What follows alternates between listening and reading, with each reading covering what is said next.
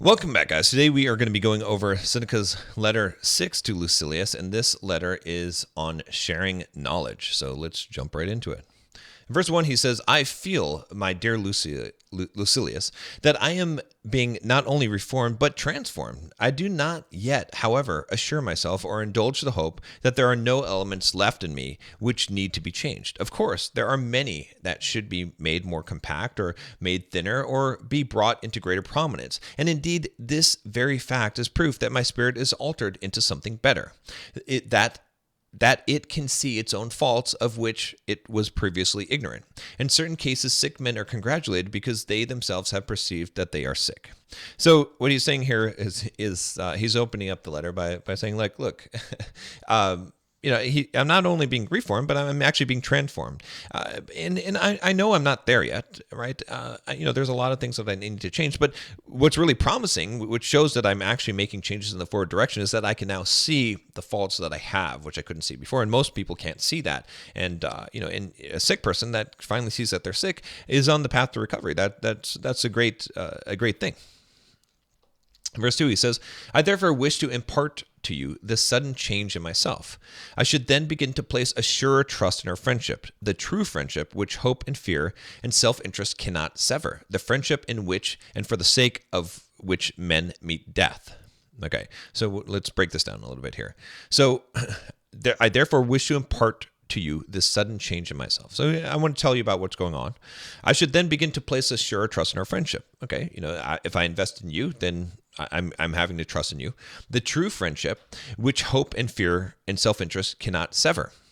The friendship in which and for the sake of which men meet death. So he's really saying I'm going to trust you with this knowledge because I trust you as a friend, and I want to build and develop that friendship. In verse 3, he says, I can show you many who have lacked not a friend, but a friendship. This, however, cannot possibly happen when souls are drawn together by identical inclinations into an alliance of honorable desires.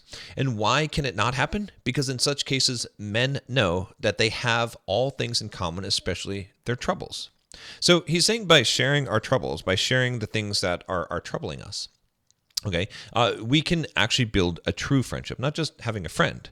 Okay, when you have identical inclinations and you have these same desires, when you're moving in the same direction, right? When you're in alignment, then you know that you're going to build a true friendship.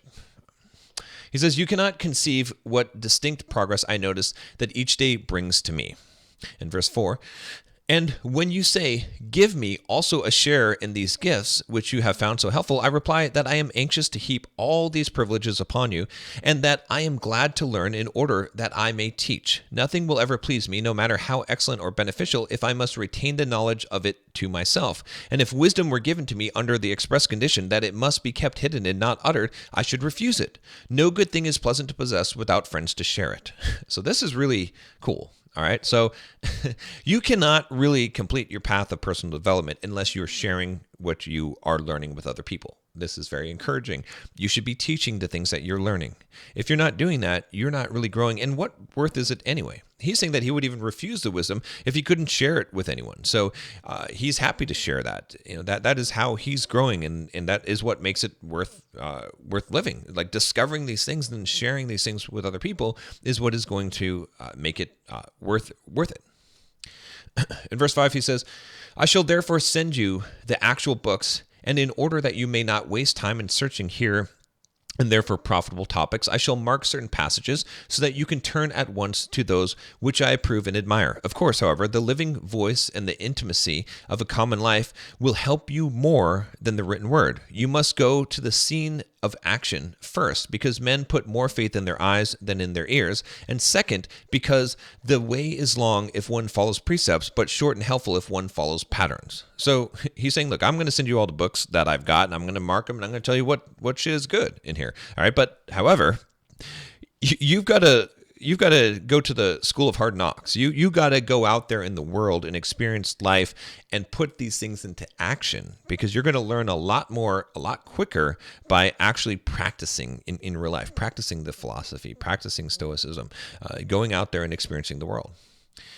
In verse 6, he says, Cleanthes could not have been the express image of Zeno if he had merely heard his lectures. He shared in his life, saw into his hidden purposes, and watched him to see whether he lived according to his own rules. Plato, Aristotle, and the whole throng of sages who were destined to go each his different way derive more benefit from the character than from the words of Socrates. It was not the classroom of Epicurus, but living together under the same roof that made great men of Metrodorus, Himarchus, and Polyaenus.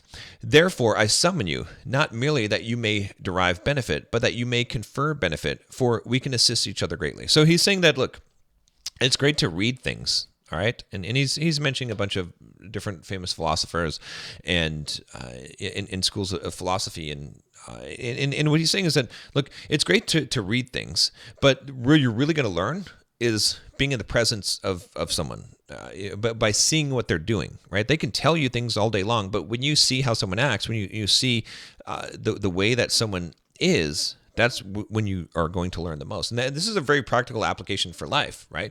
If you really want to learn something, find someone who's already doing what you want to do and then apprentice with them. And that doesn't mean that you have to have an official apprenticeship, but it means that go and go watch them, go and do the thing with them, right? Whether it be learning business or getting good with women or going to the gym and lifting weights, you can read about all those things for sure. But if you actually work out with someone or go out with someone or work on business with someone, you're going to learn a lot more and a lot quicker. So he says here in verse 7, meanwhile, I owe you my little daily contribution. You shall be told what pleased me today in the writings of Hecato. In these words, It is these words. What progress, you ask, have I made? I have begun to be a friend to myself. That was indeed a great benefit. Such a person can never be alone. You may be sure that such a man is a friend to all mankind. Farewell. So he leaves off with a note from another philosopher, Hecato, and he says that, and this is the note, what progress, you ask, have I made? I have begun to be a friend of myself. And so what he's saying is that, look, this is actually really, really good, because if you can learn to be a friend to yourself, you're never going to be alone. You don't have to worry about loneliness. I've done some videos talking about how you're always going to be alone. And what this really means is that you need to become a friend to yourself. And so if you're a friend to yourself, you can be sure that you're going to be a friend to all of mankind, right? So a person who hates himself is a person who does bad things, who treats other people wrong. But a person who loves himself, he treats other people well as well. And you cannot truly love someone else unless you love yourself. You will have a ulterior motive. You will be jealous. You will despise other people's successes if you're not happy with yourself. So you have to become a friend to yourself first, and then you can be a friend to other people.